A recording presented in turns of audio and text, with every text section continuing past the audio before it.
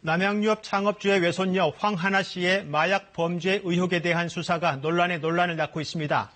4년 전 마약 범죄에 연루됐다가 무혐의 처리돼 봐주기 수사다라는 논란이 일었는데 최근 마약 투약 혐의로 또 수사를 받으면서 다시 불거지고 있습니다.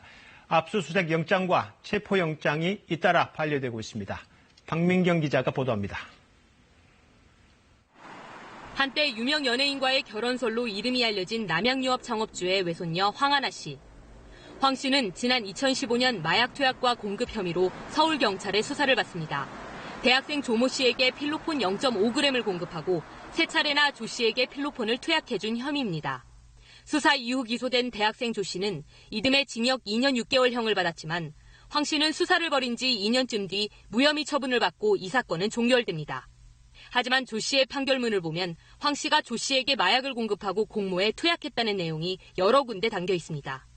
봐주기 수사 논란이 있는 이유입니다.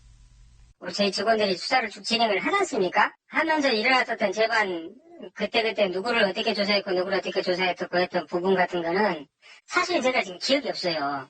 2017년 무혐의 처분을 받은 황 씨는 지난해 또다시 마약을 투약한 혐의로 이번엔 경기도 경찰에 입건돼 수사를 받고 있습니다. 경찰은 구체적인 제보자와 목격자 진술, 일부 증거 자료도 확보한 것으로 알려졌습니다. 하지만 이번엔 경찰 수사를 지휘하는 검찰이 황 씨에 대한 압수수색 영장 신청을 2차례, 체포영장을 1차례 반려하면서 다시 논란이 일고 있습니다. 검찰은 경찰의 수사 방법에 문제가 있었다며 법과 원칙에 따라 처리했다는 입장입니다.